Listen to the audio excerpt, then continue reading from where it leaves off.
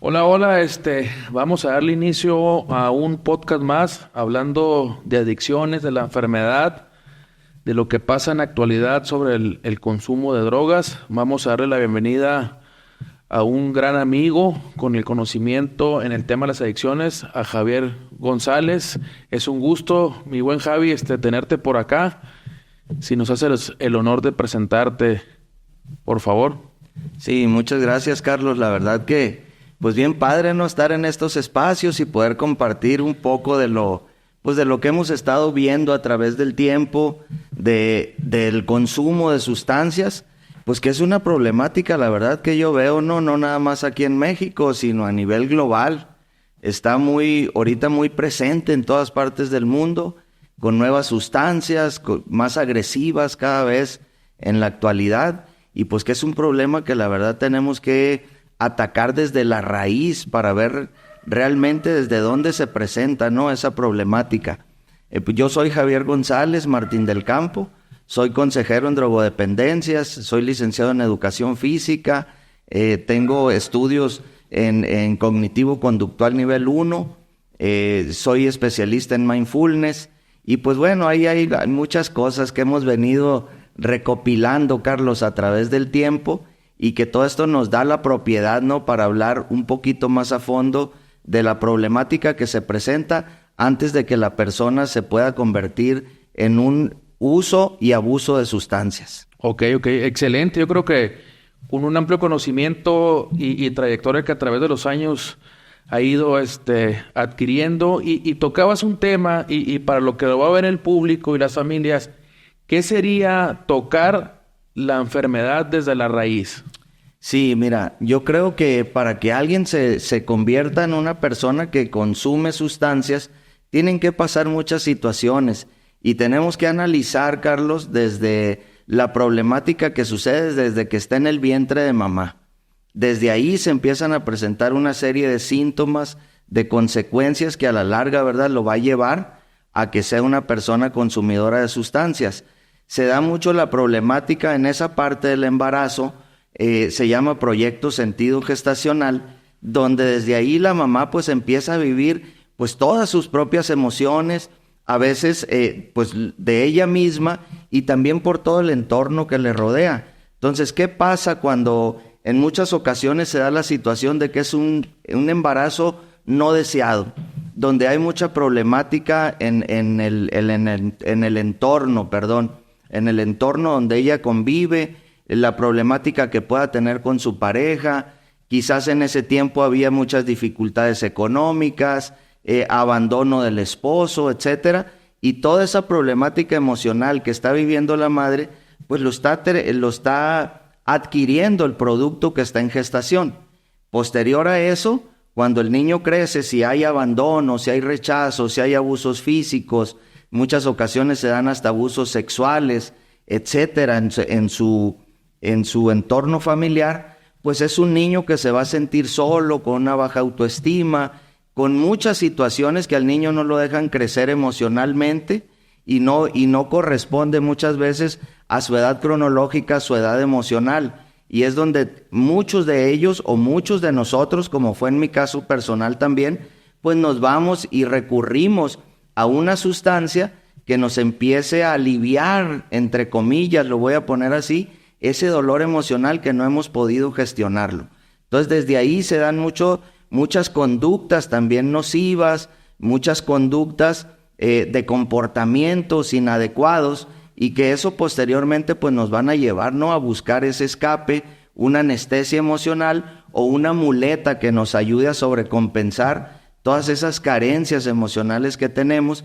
Y por ello es que muchos niños desde muy temprana edad, hoy lo vemos en la actualidad, niños a más tempranas edades, adolescentes, los vemos que ya iniciaron o que ya están muy metidos en un problema de consumo de sustancias. Ok, Javier, y tocando el tema, entonces, ¿es base fundamental en un proceso de recuperación de un paciente trabajar el núcleo familiar? Porque muchas veces las familias dicen, no, que él y todo él o a la institución que lo ingresan creen que es un producto que la institución hace y no, es un servicio. Entonces, ¿tú qué piensas al respecto O sea, sí afecta mucho cuando es familia disfuncional, cuando no hay el abandono del papá o de la mamá, y cuando el paciente ingresa, entonces sí es base fundamental también trabajar el núcleo familiar.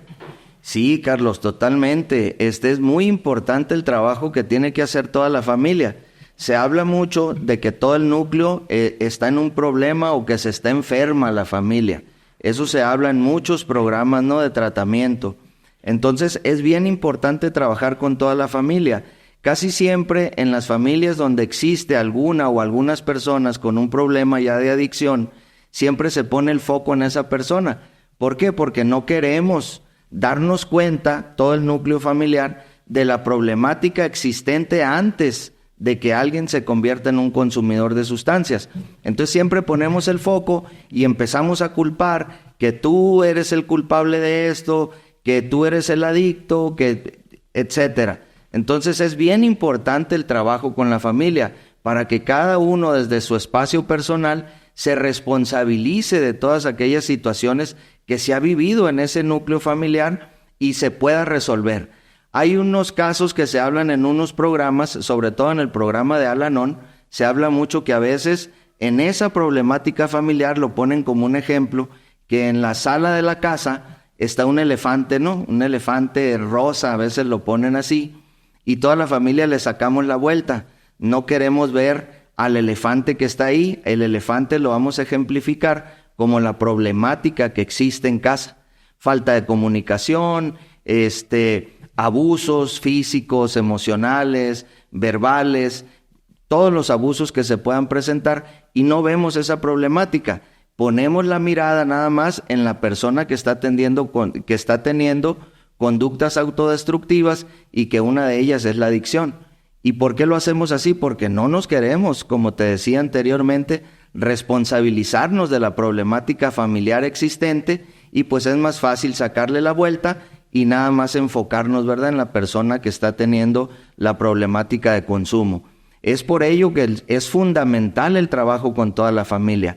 Te platico un poquito, Carlos. Me ha tocado ver algunos casos, y que decía, como en mi caso personal, yo tuve que darme cuenta de la problemática que sucedió en mi entorno familiar, en mi casa, con mis papás, y por qué desde muy temprana edad yo también me fui a consumir algunas sustancias, pero vi esa problemática. Me hacían mucho bullying cuando estaba pequeño, retrocedí en el tiempo y tuve que investigar en ese proyecto Sentido Gestacional, donde mi madre me platicaba, ¿no?, de todas los abusos emocionales que se cometieron cuando yo estaba en el proceso de gestación, y en mis primeros años de edad fui muy bulliado por mi propio padre, y muchas situaciones se dieron en ese entorno donde desde muy temprana edad sí no consumía sustancias, pero ¿qué pasaba? Mis conductas no eran las más correctas.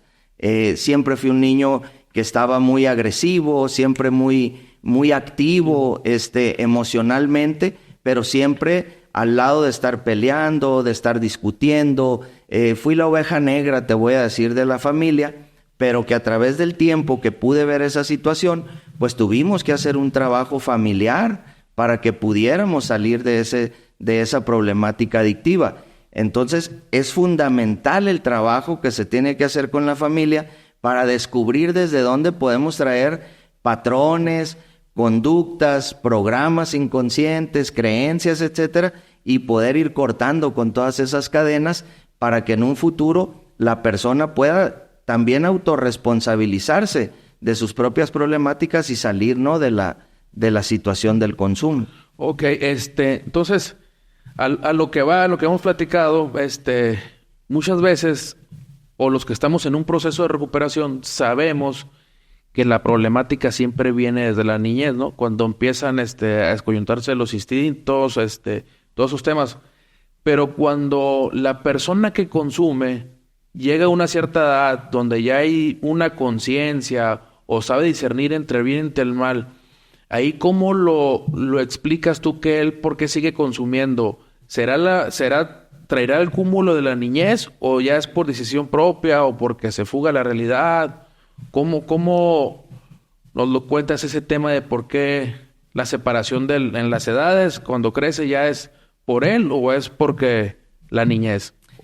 Sí, Carlos, hay muchas situaciones ahí todavía que no resueltas, no resueltas en la persona adulta. ¿Cuántas veces se dice, no, la persona consumidora de sustancias, yo cuando quiero lo dejo, yo paro en el momento que yo lo decida?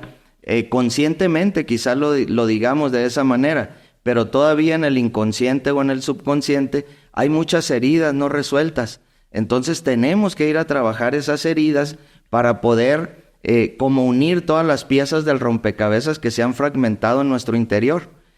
Lo que te hablaba hace rato, pueden haber heridas de rechazo, de abandono, de mucha vergüenza, como fue en casos que me ha tocado atender, gente con mucha vergüenza, con una vergüenza muy tóxica por los abusos que se cometieron con ellos.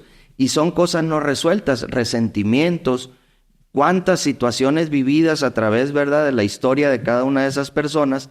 Y mientras no se resuelvan, esa persona va a querer seguir escapando por medio de una sustancia para paliar el dolor que se siente emocionalmente. Mientras no lo haga, va a seguir en su consumo de sustancias hasta que se resuelvan todas esas heridas que venimos arrastrando. Como te decía, puede ser desde el proceso de gestación y en esos primeros años de edad o hasta la adolescencia, donde se presentaron muchas situaciones adversas en su vida y que no ha podido trascenderlas porque no hay un trabajo real de ir en la búsqueda de todas esas heridas, lo voy a poner nuevamente, emocionales, y mientras no se resuelvan, ¿va a seguir el consumo o van a seguir esas conductas autodestructivas? Sabemos que mientras no se resuelvan, no nada más va a ser el uso de sustancias. Hemos visto en muchas personas que padecen mucha depresión, mucha ansiedad, y que desgraciadamente por no tratarse toda esa problemática, muchos llegan hasta el suicidio. Y es algo alarmante porque son cifras que están muy altas en el día de hoy y que se tiene que hacer un trabajo muy profundo para descubrir todas esas situaciones vividas a lo largo de toda nuestra vida y poder soltarlas, poder sanarlas, poder trascenderlas y no tener que depender de ninguna sustancia para vivir libres, felices, etcétera, ¿no? Que muchos veo que lo han logrado y que muchos seguimos en ese camino para poder ser libres, hombres que miren de frente, hombres que siempre estemos, hombres y mujeres, ¿verdad?, que podamos salir de esa problemática, ver el mundo de frente, decía uno de los programas, sonreírle a la vida y ver lo maravilloso que es, porque cuántas veces todas las personas que están metidos en el uso de sustancias ven la vida como oscura, como gris, cuando la vida está pintada de colores y es maravillosa la vida. Yo a mis 55 años me siento más vivo que nunca y con muchas ganas, ¿no?, de seguir acompañando en procesos terapéuticos, acompañando a personas que tienen esas necesidades de dejar de consumir y sobre todo a llevarlos a descubrir qué emociones están tan ocultas y que no nos dejan avanzar en este bello caminar, ¿no?, que es la vida, y encontrarle el verdadero sentido y el significado. Ok, excelente, Javier. Y después de un proceso de recuperación de un paciente, cuando llega a alguna institución, alguna clínica, ¿qué es lo que sigue? Porque muchas veces la familia cree que el tratamiento es de 90 días, 120 días, 180 días, y que ahí acaba, y que su hijo ya no se va a drogar, o no va a tener malos pensamientos, o pensamientos autodestructivos. ¿Qué es lo que sigue después de un tratamiento de recuperación en el tema de adicciones? Sí, la gente piensa que con ese proceso ya vamos a quedar libres, ¿no?, de poder volver a un problema de adicción. Yo siempre les digo cuando llegan a un proceso que es el inicio de una larga caminata. Es un proceso, se dice en algunos espacios, ¿verdad?, como para toda la vida. Es un proceso donde nos van a dotar de todas las herramientas necesarias, terapéuticas, médicas, espirituales, emocionales, de habilidades para la vida y de muchas otras herramientas que en ese proceso vamos a adquirirlas para que el día que salgamos podamos ponerlas en práctica. Sabemos que la vida ocurre fuera de esas instituciones donde vamos, que afuera van a seguir los factores de riesgo en donde nosotros convivimos, incluso en nuestro propio núcleo familiar, si es que no hay un trabajo integral, ¿verdad?, de la familia, donde ella también entre en un proceso de recuperación. Entonces yo les digo siempre que es un proceso que vamos iniciando para aprender a vivir, para salir una vez que egresemos de esa institución y que pongamos en práctica. Necesitamos tener redes de apoyo, hacer nuevas amistades, verdaderas amistades, porque creíamos que con los que convivíamos eran nuestros amigos. ¿Y qué pasa cuando nos metemos en un proceso o en una situación de adicciones? Todos esos disque amigos que teníamos desaparecen, y yo los puedo contar con los dedos de la mano, a esos que decían ser mis grandes amigos y que daban la vida por mí. Y hoy que tengo ya muchos años en este caminar, me doy cuenta dónde hice mis verdaderos amigos, dónde tengo mi verdadera familia, y todo lo que tengo que seguir haciendo para mantenerme sobrio, para mantenerme estable y sobre todo de mantener un equilibrio emocional. Pero sí tengo que tener muchas redes de apoyo, Carlos, que pueden ser grupos de ayuda mutua. Algunos recurren a iglesia, otros buscan grupos meditativos, nuevo grupo de amistades, etcétera. Porque sí, el proceso que se tiene que llevar inicia con un tratamiento residencial, pero necesitamos continuar nosotros si queremos mantenernos en este camino de la sobriedad. Ok, y viendo el tema de los procesos de recuperación o las instituciones, yo tengo algún tiempo, no mucho, un proceso muy diferente, había otro tipo de drogas, otras sustancias. En aquellos tiempos cuando yo llegué al proceso era más todavía el alcohol, en el 2009, 2008 por ahí. Ahora veo que hay muchos procesos, muchos tipos de tratamiento. ¿Tú qué le dirías a la audiencia? ¿Cómo buscar el lugar adecuado que sí ofrezcan un tratamiento? Porque muchas veces también la familia lo que busca pues es que sea como guardería, ¿no? Y tenga al hijo ahí guardado para que no ande robando, para que no ande haciendo lo otro. ¿Cómo sería la guía para buscar un buen lugar donde sí brinden un tratamiento de verdad que sí quiera ayudar a un paciente? Por la trayectoria que tú vienes viendo y trabajando. Sí, pues desgraciadamente o agraciadamente, lo vamos a poner también así, ¿verdad? Existen pues muchos espacios para muchas personas que tienen el problema. Desgraciadamente, voy a hablar primero, pues hay lugares donde nada más están como en guardería o en contención, que no hay un programa realmente integral que te ayude, ¿no?, a trabajar todas esas problemáticas de las que hablaba anteriormente. Entonces, pues van a estar a lo mejor guardaditos ahí durante un cierto tiempo, pero no hay un trabajo verdadero de interiorización, no hay un trabajo verdadero para descubrir toda esa problemática que me llevó al consumo. Habrá gente que le sirvan esos espacios, porque me ha tocado conocer a muchas personas también que saliendo de ahí pues no han consumido, pero sí hay un alto riesgo y hay unas estadísticas muy altas de recaídas en ese tipo de lugares que no se ofrece realmente un tratamiento. Aquí las personas tienen que empezar a investigar y darse cuenta realmente de lugares que existen donde sí se está dando un tratamiento integral a todas las personas. Ver realmente qué equipo profesional está en esos espacios y ver todo el modelo de tratamiento que se ofrece. Te decía, ahorita hay nuevas alternativas, hay nuevos procesos de acompañamiento, hay muchos tratamientos que se hablan de tercera y de cuarta generación, que ya vienen a ser muchos de terapia cognitivo-conductual, vienen a ser terapias de aceptación y compromiso. Entra mucho ahorita la cuestión del mindfulness para el trabajo de las adicciones, muchas prácticas meditativas, yoga, la cuestión de la psiquiatría. Tenemos que ser un conjunto de profesionales para que realmente sea un tratamiento efectivo, eficaz, y que la persona salga con las mayores herramientas posibles para que no exista nuevamente una recaída y no tengan que estar viviendo tantos procesos como lo vemos en algunos espacios que nos cuentan, Carlos, de que van 10, 15, 20, hasta 30 procesos algunas personas. Entonces quiere decir que no se ha hecho verdaderamente un trabajo integral con ellos. Y tiene que buscarle por todos lados, desde la cuestión neurológica, física, espiritual, emocional, todo físico le tenemos que dar por todos lados para poder que sea realmente un tratamiento eficaz. Dice una doctora, la que es la directora del Instituto nacional contra el abuso de las drogas en Estados Unidos, se llama Nora Volkow.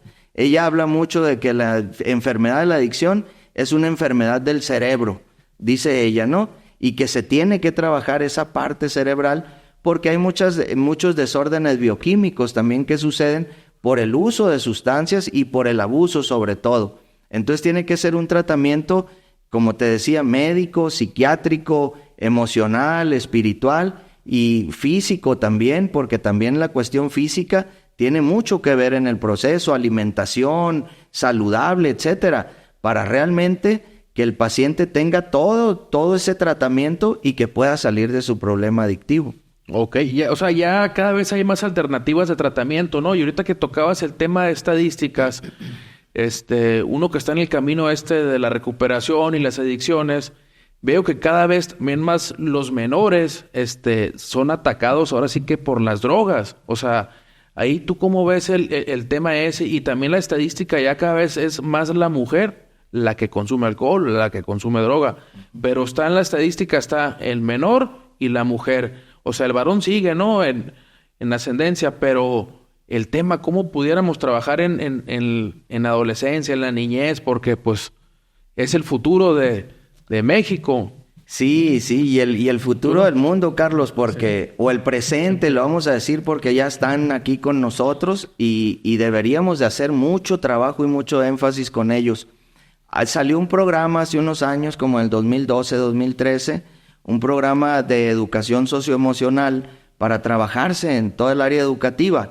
Un programa maravilloso, fabuloso, que se dio lo hicieron muchas personas especialistas, cada quien en su área, neurocientíficos, meditadores, pedagogos, gente que estudia toda el área emocional, y se formó un programa maravilloso para que se pudiera establecer y que se pudiera llevar a cabo en todas las escuelas de educación básica, desde preescolar hasta la educación secundaria aquí en México. Lo poco que yo pude entender es que era el único país que tenía un programa de esa naturaleza. Decía el Dalai Lama, voy a citar al Dalai Lama, el líder espiritual de los budistas tibetanos, que él quería hacer empezaron con un programa así, muy similar en la India. Y decía él, si nosotros empezásemos a enseñar a los niños a meditar desde los 8 años o desde antes, en 1 o en 2 generaciones acabaríamos con los problemas del mundo. ¿Por qué lo dice él? Porque es un trabajo muy profundo que se empieza a hacer con toda el área socioemocional, y se estaba metiendo ejercicios de atención plena o de mindfulness en esos modelos educativos, donde trabajabas autoestima, bienestar, autonomía, compasión y todo lo que el ser humano necesita para poder desarrollar todas sus capacidades y sus habilidades. Y decía este programa que una vez trabajándose de todo eso, íbamos a reducir problemas de bullying, problemas de autoestima, problemas familiares, tener una mejor comunicación donde quiera que nosotros estuviéramos, y sobre todo también decía que era un programa muy bueno en prevención de adicciones. ¿Por qué? Porque íbamos a ser niños fuertes y no reparar adultos rotos. Entonces necesitamos hacer un trabajo desde las primeras infancias si queremos realmente nosotros cambiar toda la problemática social que se ha estado viendo a través del tiempo y que cada vez va en incremento. Y eso es alarmante, porque sí vemos estadísticas, como ahorita lo comentabas, Carlos, de que niños y adolescentes desde muy tempranas edades empiezan con consumos que no lo veíamos antes. Era raro cuando veíamos a alguien, ¿verdad?, a muy temprana edad, que se empezaba a lo mejor a tomar un trago, y que era como alarmante cuando se veía eso. Pero hoy vemos que desde muy temprana edad ya andan en el consumo de otras sustancias, y vemos a niños de la calle. Me tocó trabajar en un programa que atendíamos niños, niñas y adolescentes en situación de riesgo, y muchos niños nos llegaban en esas condiciones. Entonces, veíamos la problemática que había a su alrededor, y algo que comentaba anteriormente, pues mucha disfunción familiar, padres consumidores, padres divorciados, padres que están desaparecidos, y esos niños pues crecieron o con las abuelas o con algunos tíos o en algunos albergues, porque no tenían una familia que pudiera proporcionarles toda una educación integral. Y aquí regreso a eso que hablábamos al principio. Ese programa, aparte de poderlo permear y que todos los niños pudieran tener acceso al mismo, también tenemos que hacer un trabajo con los padres de familia, porque estamos trabajando con los niños en un espacio, pero regresan al entorno familiar. ¿Y qué sucede? Pues volvemos a la misma dinámica, familiar o de la sociedad, y pues nos atrapa otra vez, ¿no? Esa dinámica. Desde mi punto de vista, lo que yo he podido observar es que tenemos que hacer un trabajo integral, padres, hijos, y en este caso, si se da en las escuelas o en algunas otras instituciones, que todos los que estemos trabajando esa área tengamos ese conocimiento también, para que con mucha propiedad podamos acompañar en esos procesos a los niños, a los adolescentes, a las mujeres que también, igual como nosotros los hombres, pues fueron niños, fueron hijos de familia, y toda la problemática ahí se presentó para que se fueran posteriormente, ¿no?, a un consumo. Nadie quisimos consumir, nadie queríamos hacerlo. Yo recuerdo cuando niño y que veía que mi padre tomaba, que mis tíos y que muchos otros familiares lo hacían, siempre dije, yo nunca lo voy a hacer, nunca voy a ser como ellos.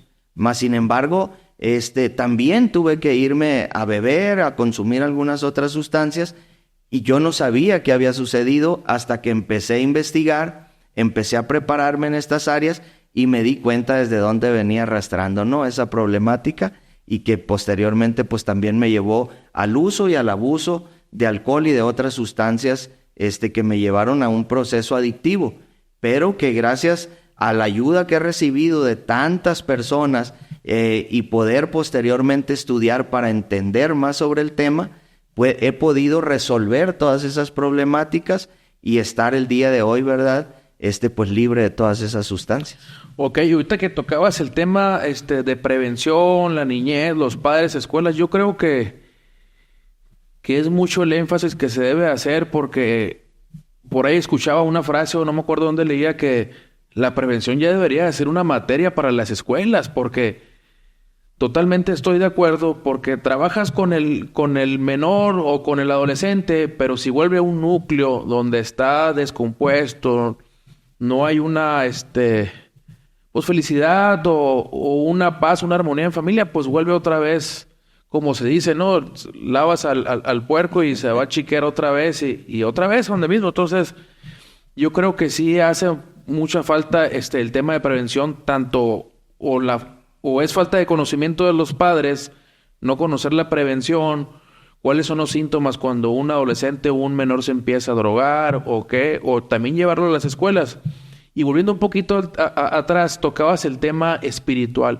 ¿Cómo se manejan esos temas dentro de los procesos de recuperación? Porque me ha tocado a mí colaborar en algunas instituciones, y cuando pide información a la familia y son de esta religión o pertenecen a esta, y lo único que se les comenta es que ahí no hay alguna religión, nada más se maneja la palabra espiritual.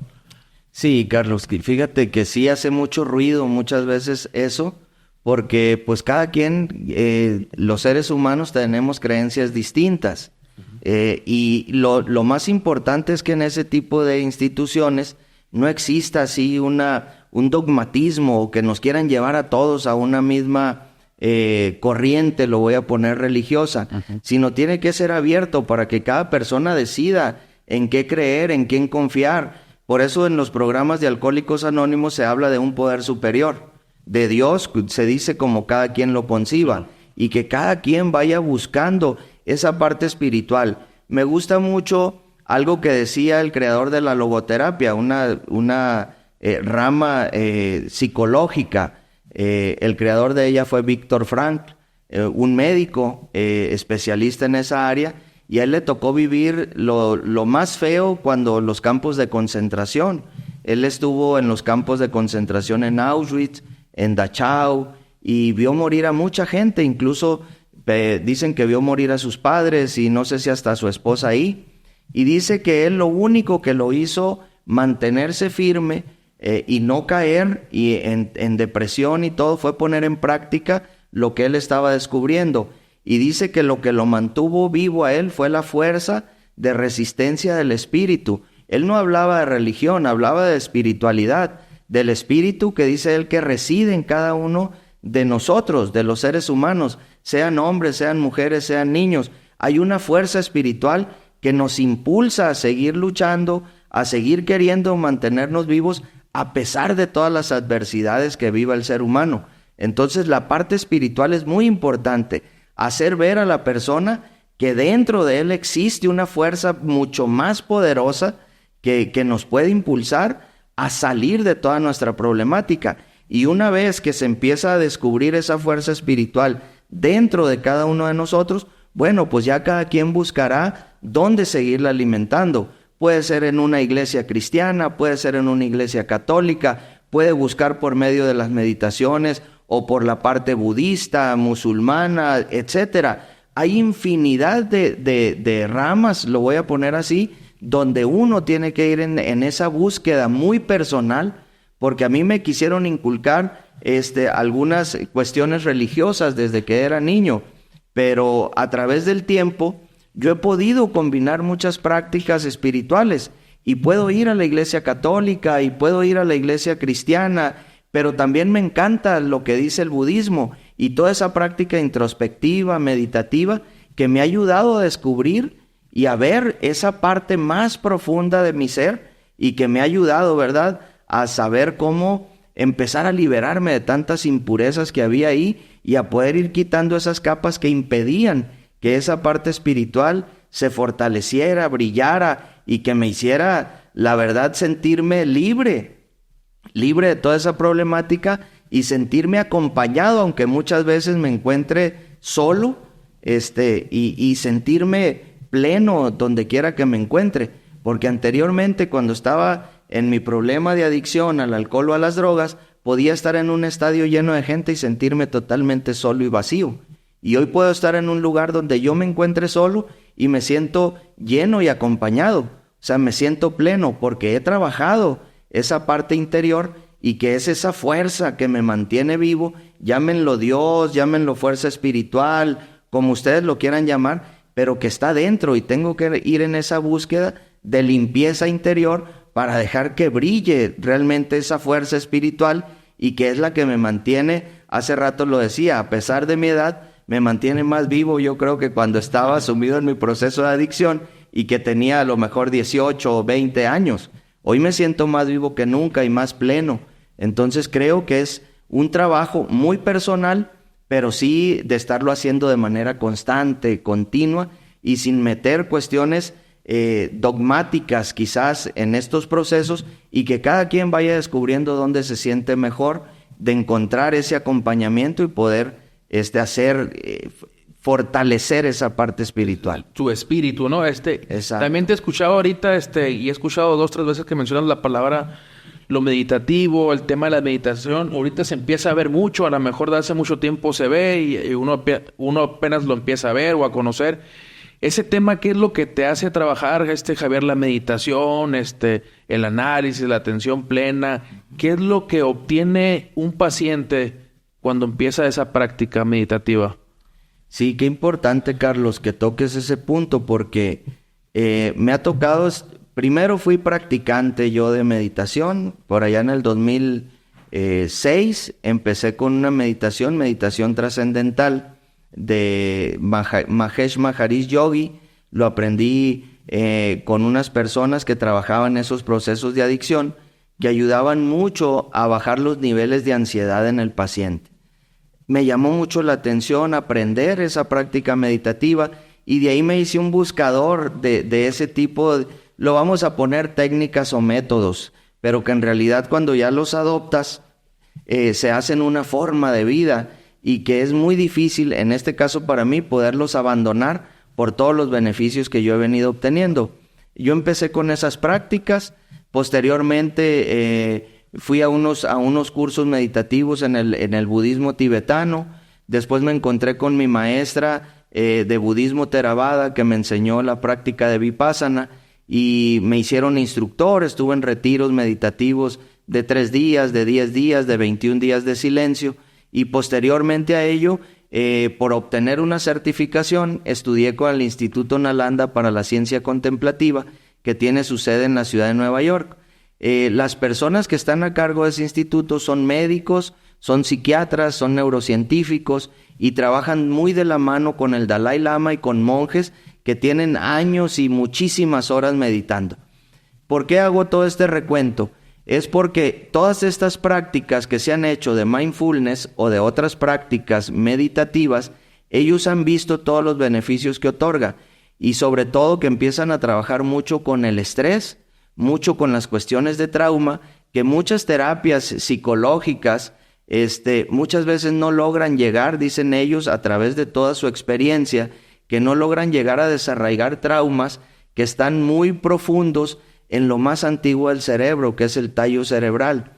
Y ellos hablan que con estas prácticas de atención plena, de ponernos, ¿verdad?, en silencio y poner atención a nuestros pensamientos, a nuestros objetos mentales, a las sensaciones, al cuerpo mismo, porque en el cuerpo se somatizan muchas cosas, es como podemos llegar a esas partes más profundas que es muy difícil llegar.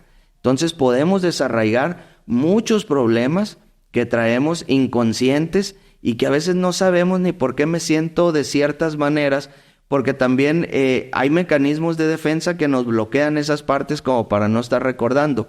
Cuando hacemos mucha práctica meditativa, nos ayuda a ir de esa manera tan profunda y poder ver desde dónde puedo traer yo pues abusos, podamos traer daños muy profundos emocionales y poderlos ir liberando por medio de estas prácticas y aparte con todo el proceso que se da, ¿no?, en unos tratamientos de adicciones.